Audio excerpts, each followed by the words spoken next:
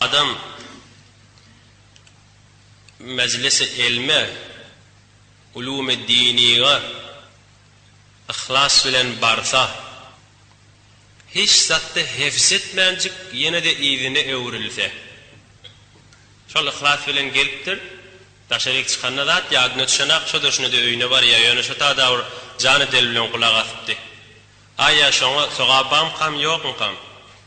Henil hiç zat hefz etmedik ýerinde 7 dana Hudaý Taala keramet berer şol adama diýipdir. Ol hefz etse o öz ýerinde, on üstüne özüňe goýbermeli bolýaňyz.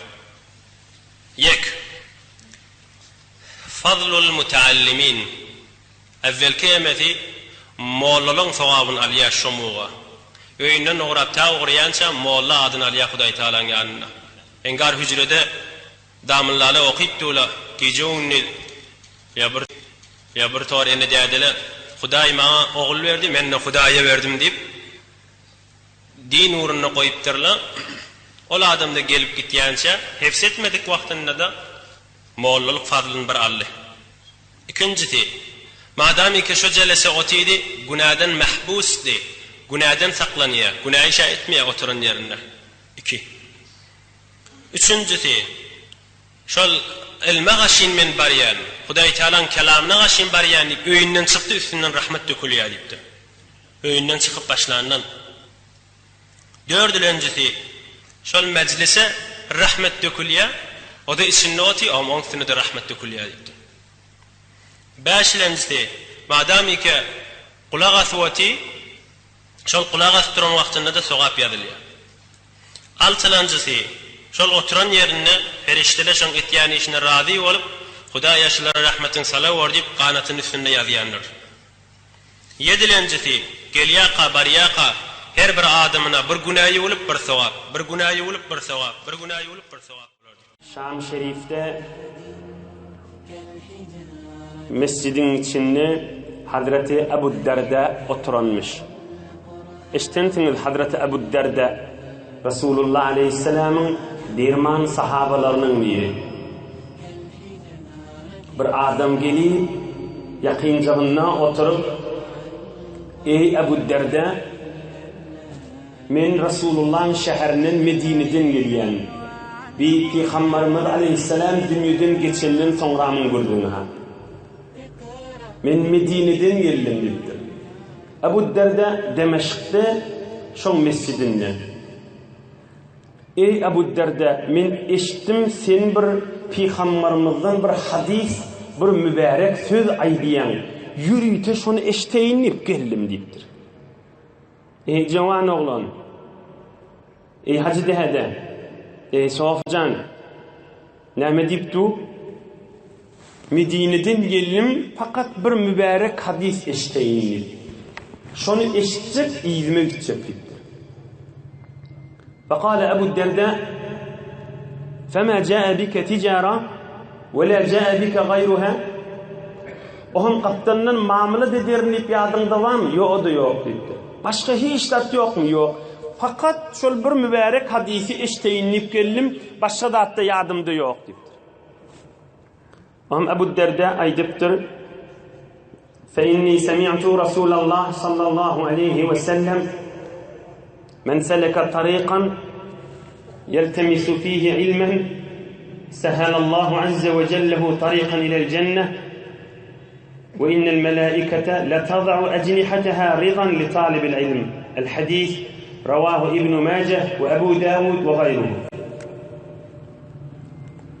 Ebu Derda aýdypdyr: "Men Peygamberimiz mübarek dirman Resulullah aleyhisselam'dan eşitdim. Bir adam bir ýoly düşdi. Allah'ın razyçylygy, din ilmini bileýinip ýoly düşdi. Allah Taala şoňa cennetin ýolundan bir ýol şoňa ansat eder. Yani kıyamatda da bir yerden adam gelýär, Peygamberimizden bir yarım saat derman gurrun neşterçik gelýäňiz ya. Hom şi ýoly düşüp ya piyada, ya maşinli, ya çarkly, ya kerwen bolup, kerwen nidi 3 nefer bolsa kerwen bolýar. ya kervan bolup kan az ya minibus ya otobus yürüyün onu deyip kaydılıya kıyamet gününde de Allah şoňa o cenneti yol ansat ederin deyipdir. Ve perişteler لَتَضَعُ اَجْنِحَتَهَا رِضًا لِطَالِبِ الْعِلْمِ bir din ilm için geliye deyip kanatını koyuyor deyipdir. Kanatını koyuyor deydiği neyme? Yani uç girtverin morta şotada durur deydiği bir manası. Bir manası da kanatını koyuyor deydiği kanatını yazıp koyacak, geliyen adamla şunun üstünden kaçacak. Yani periştenin kanatının üstünden kaçacak. Yani nurun üstünden, sakinetin üstünden, cahilliğin üstünden keyfedik kaçacak. Bir pamağın üstünden adam yatmak neceret, yumuşak yerde ya katı yerde bir yokumsuz yol ya mesela yola geliyor kan adam asabın hurt ya adam nurani ya adam bir yanağından keyfetleyen aslında daş yakillığını yadından çıkarıyan ya bir biderek yanağından da gereğini değerevden de yakın yerde olsa daş yalı olayanlar sana. Bir sana bir gerekmeyecek yer var da ne açar bariyan o hiyabanında da olsa bariyançan işin sapyanda. Emme nur dökülün Allah'ın razıçılığı Hudayın periştesi sen yoluna kanat yazsa onu sen keyif edip nurun içinde yürüyüp gelen adam mı diyen. Ey cemaat, ey Müslümanlar, Tomsun diyeceği şmahal saat 10:30 modlar ya. İnsanın haklı kabul ediyen şmahal şu işmeli. Bir adam, bir kafir şu işmeli görse, işte çıktan gözde görün şmahal kişi bir deriyası yani kolptu, bir kafir görse heyran kalır. Şol Peygamberimiz Aleyhissalatu vesselam'ın dirman sözü var, adam ilm din yip gelse, bir yengilliği var, adam periştenin kanatının üstünden geliyor, o yengillik ihsas ediyor, o lezzet alıyor. Şon bereketi daşır. Onun kan adamın iştibatı şey, bir ulu iştibatı şey. Ne iştibatı? Ey doğançıklar, aytın şu beylik dostlara da, beylik gelin, erkek, savatlı, savatsız, kan adam iştibat ediyen bir gurrun var. O da ne mi? Şu din bir neçe ilim, bir neçe ittilaat mukadiye. Hamana ay gelmesen de saytay internetin içinden ödüm gereğim bilirim. Ya mesela mahvarlardan ödüm öğrenirim. Ya ödüm kan kitaplanma öyümde ödüm okuyen. Din ilim bir neçe ulum ve bir neçe ittilaat insanı kafi değil ha. Din ne mi? Din insanın kursuğuna şu ilimden dökülen nur. Aytay deyin, dünya oyunca aydılmalı görürün şey. Ama ne ödüm bilyen, kan aydılyan görürün da, ya kan bardım ödüm bilyenini, ne aydılacağını ne bilyen, kan zaten ittilaata kafiyim ba. Din, ilim ve bir neçe bilmihizatlar değil ha. Bir neçe ilim ve bir neçe bilmihizatlar ki insanın kursuğunu nurlu etsin şu görürün da. Onun şunu iştivat, şunu düşünmeyensen, şunu yanlış bilensen, kan enatala nâmet diye oğluna gidip görmüyor diye.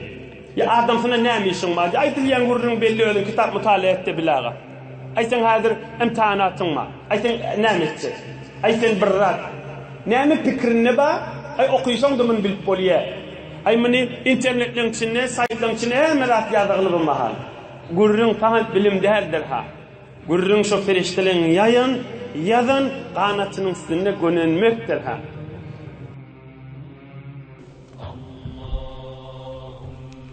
Kâle sallallahu aleyhi ve sellem gözümüzün nuri, başımızın tacı, canımız, malımız kurbanı olsun. İnsanlığın içinde, mahluğun içinde ibadette tek bolun, ahlakında tek bolun, Allah'tan korkmada tek bolun, Allah'ın huzurunu girmede tek bolun, izzet eyesi ve şeref eyesi, günne ve her lehzede münglerçe, milyonlarca ona salatu salam aydılıp durulan Nebi Ekrem Muhammed Mustafa aleyhi salatu ve selam aydıptır. Nâme deyiptir. Lemma qada salatahu aqbala ilen nas bi vecihihi şerif. Bir namaz okap olanna, namaz salam verenine, ey adamlar deyiptir. İsma'u ve aqilu ve a'lemu. Qaw dinlen, qaw düşünün, qaw jetten bilin deyiptir. İsma'u ve aqilu ve a'lemu. Cemaat qaw eştin, dinlen, qaw düşünün, qaw bilin deyiptir. إن لله تعالى عبادا ليسوا بأنبياء ولا شهداء في رواية في وجوههم النور على منابر اللؤلؤ يغبطهم الناس لقربهم من الله عز وجل. Mahşer meydanında kıyamet gününde bir adamlar olur deyiptir. Peygamber değil ola. Damarlar kesilip, qallar seçilip, şehit de değerliptir. Emme şılın yüzlerine bir nur olacak. Bir yalfallap duran minberlerin üstüne üyüşüp, gülüşüp oturacaklar deyiptir. Yagbituhumun nas, adamlar biz de şözire olsak da deyip, tamam adamlar gurrun edecekler deyiptir. Heves edecekler deyiptir. Bir adamlar olacak kıyamet gününde. Peygamber değil, şehit de değil, oğul yiğidin yetim oyup, kanı dökülen adam da değil. Onu da bir mahşer meydanının bir vaktinde, heybeleri bir nur olacak yüzü özlerine, şöyle tayland duracaklar, adamla heybe gönenelleri, biz de şöyle derecesini bolsak da diyecekler. فجثى أعرابي على ركبتيه من قاسية الناس. هم جماعة أنغراغنن bir çarwa adam malgaran üstünde yaşayan bir sahabalığın miri öwrak süýüşüp Peygamberimizin mübarek huzurunun önünde çöküp düşüp oturup cellihim lana ya Resulallah, bäbila kim ya Resulullah, bize açıklasana deyiptir. İnathum lana, sifhum lana. Gelip çökü düşüp edep bilen ve ya Resulallah, bil adamlar kim deyiptir, açıklabalar deyiptir, bileyilliptir. Fesurra vechu Nebi Ekrem aleyhissalatu vesselam, Peygamberimiz aleyhisselam hoş bolupdyr muň soragına. O sorag da oham aydypdyr. هم المتحابون في الله عز وجل من قبائل شتى من بلاد شتى يجتمعون على ذكر الله عز وجل. Olur bir adamlardır deyiptir. Şu dünyada qala her tayfadan şolun üýüşmelerine bady. Her owadan şolun üýüşmelerine bady. Fakat Allah agzaliya deyip, fakat Hudaýyň razyçylygy var deyip üýüşüp oturýardylar, şolar şol adamlar deyipdir. Nebi Ekrem aleyhisselamın derman sözi. Qayta edeyin. Olur bir adamlar deyipdir, her tayfadan bar deyipdir. Tayfa deyip üýüşmeýärler deyipdir. Min biladin şatta, her owadan, her şäherden ne bar deyipdir. يجتمعون على ذكر الله. Allah agzalya deyip otylar deyipdir. Fakat şondan çürüm üç, şon menenne çaşýarlar deyipdir. Ne birini yıkmak, ne birini bija övmek, ne birini yamallamak, ne fırgı etmek, ne guruhbazi etmek. Fakat Hudaý agzalya deyip üçüp de yine çaşýarlar deyipdir. Ahir zamanın içinde Allah'dan inşallah, Allah'dan umidimiz qatıkandır inşallah. Şu oturuşumuz Allah şolardan eder inşallah. Amin cemaat. Allah'dan qatı umidi vardır. Elhamdülillah 15-nji ýyl şu mahal mübarek tefsir aýdylyp durulana. Hep içeride daşarda dinleyen dinlemeyen biliye ve Allah da hemmemizden gavrak biliye. Hiç birini yıkıp, birini bija övüp, birini yamallap, fırga gurrun bolman, guruh gurrun bolman, fakat din, iman, İslam eve süýşsin deyip, bir üýşmelikden bir kastı yok, fakat her kim Hudaýy bolmak we hoş ahlak bolmak. Ahir yürekdäki aýdýan we eşdýänliň niýetindäki şo, we Allah Taala şahitdir oňa. Fakat Hudaýy bolmak we hoş ahlak bolmak. Fakat Hudaýy bolmak we hoş ahlak bolmak. 3 aýynda da bir bername döküler diýip, niýetiň etegini, niýetiň döwrügini ýok zatda. Fakat her kim Hudaýy bolmak we hoş ahlak bolmak niýet bilen Allah'ın razıçılığı deyip Hudaýa şükür üýşilipdi we her taýfadan oti we her şäherden her owadan oti. Hudaý Taala şu oturuşygymy kabul edip kıyamet günü şu üýşmelikke ýüzleri nur we Nebi Ekrem aýdypdyr. Mehabbetleşip üýşüp, mehabbetleşip de çaşýaly başga zat ýok. Fakat Allah'ın razıçılığı bar diýip üýşýäli. Allah Azze Celal şu üýşmeligimizi Nebi Ekrem'in hormatyna şolardan etsin.